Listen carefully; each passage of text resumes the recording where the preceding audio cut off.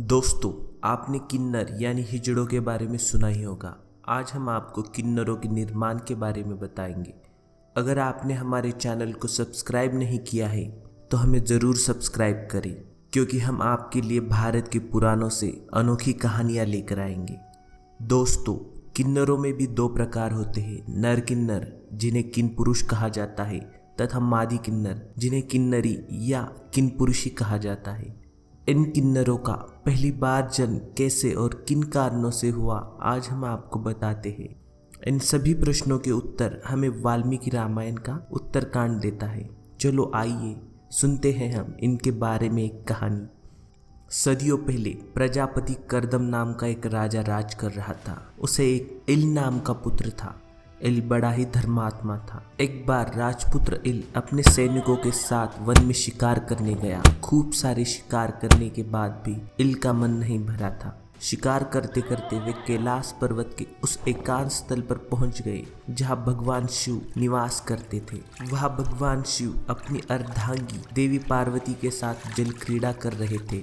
देवी पार्वती का मन प्रसन्न करने के लिए भगवान शिव ने अपने आप को श्री रूप में परिवर्तित कर लिया था। दोस्तों, भगवान शिव के श्री रूप धारण करते ही उस वन के अंदर के सभी पुल्लिंग प्राणी श्रीलिंगी हो गए। इसलिए उस वन में शिकार खेल रहे राजपुत्र इल और उनके सारे सैनिक भी श्री बन गए।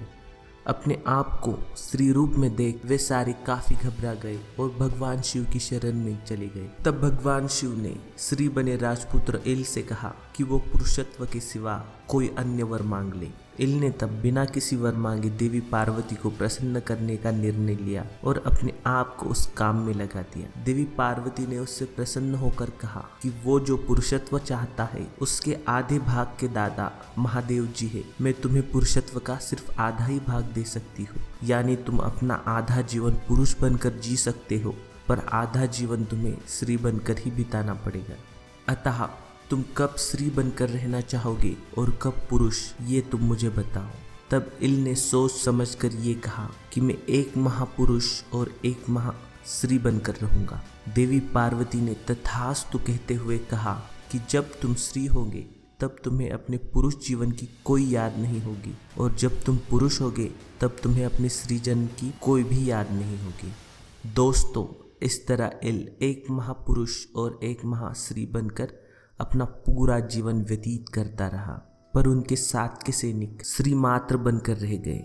हमारे ग्रंथ बताते हैं कि एक बार सारे स्त्री सैनिक स्त्री रूपी इल यानी ईला के साथ विचरण करते हुए चंद्रमा के पुत्र महात्मा बुद्ध के आश्रम पहुंच गए। तब बुद्ध जी ने स्त्री रूपी सैनिकों से ये कहा कि तुम सब किन्पुरुषी इस पर्वत पर अपना स्थान बना लो। आगे चलकर तुम सभी स्त्रियां किन्पुरुष पतियों को प्राप्त करोगे। बुद्ध की ये बात सुनकर वे सभी खुश होकर उसी पर्वत पर रहने लगी थी। ये कहानी आपको कैसी लगी, हमें लाइक कमेंट करके बताइए।